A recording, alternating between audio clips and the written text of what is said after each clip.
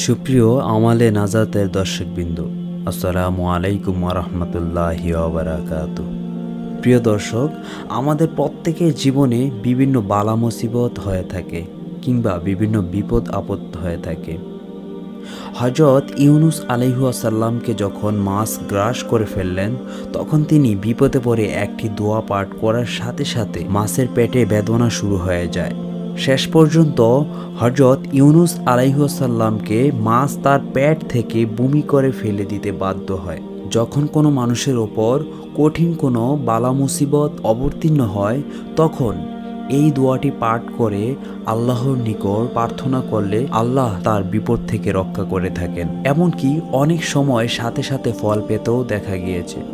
আর এই দোয়াটি হলো দোয়ায়ে ইউনুস। আমরা সবাই কম বেশি জেনে থাকি, লা ইলাহা ইল্লা আনতা সুবহানাকা ইন্নী কুনতু মিনাজ জালিমিন। প্রতি 100 বার পাঠ করার পর একবার এই আমলটি করতে হয়। ফাস্তাজাবনা ওয়া নাজ্জাইনাহু মিনাল গাম্মি ওয়া কাযালিকা নুনজিল মুমিনিন। প্রিয় দর্শক, যে কোনো বালা মুসিবত থেকে রক্ষা পাওয়ার জন্য আমরা আল্লাহ তাআলার নিকট দোয়ায়ে ইউনুস 100 বার পাঠ করে উক্ত দোয়াটি পাঠ করব।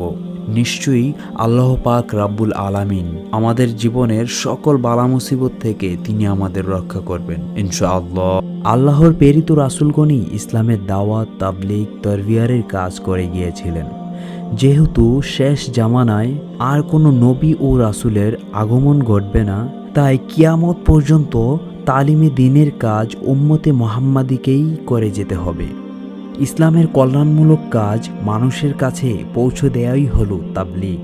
হাদিস শরীফে বর্ণিত আছে, মহানবী হজরত মুহাম্মদ সাল্লাল্লাহু আলাইহি ওয়াসাল্লাম বলেন, তোমরা আমার পক্ষ থেকে একটি আয়াত হলেও পৌঁছে দাও।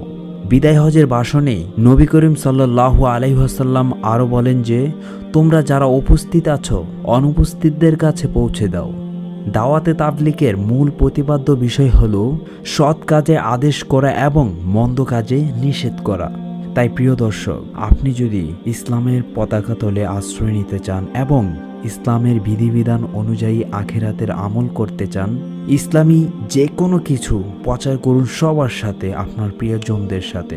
একদিকে আপনি হয়ে উঠবেন আল্লাহর প্রিয় বান্দা, অন্যদিকে মনে করুন আপনি ইসলামের কোনো একটি বিষয় সবার সাথে প্রচার করলেন অথবা সবার সাথে শেয়ার করলেন। এমনও হতে পারে আপনার ওই একটি প্রচারের মাধ্যমে একজন ব্যক্তি ভুল পথ থেকে সে তার সঠিক রাস্তায় ফিরে এসেছে। মহান আল্লাহ তাআলার আশ্রয়ে সে ইসলামী বিধিবিধান অনুযায়ী আমল করছে। প্রিয় দর্শক, শুধুমাত্র এই একটি কাজের জন্য হয়তোবা কাল কিয়ামতে আপনার নাজাতের ফয়সালা হতে পারে। আপনিও হতে পারেন আল্লাহর প্রিয় বান্দা কিংবা জান্নাতের বাসিন্দা। প্রিয় দর্শক, পরিশেষে আবারও একটি কথাই বলতে চাই, প্রচার করুন ইসলামী দাওয়াত। আসসালামু আলাইকুম ওয়া রাহমাতুল্লাহি ওয়া বারাকাতুহু।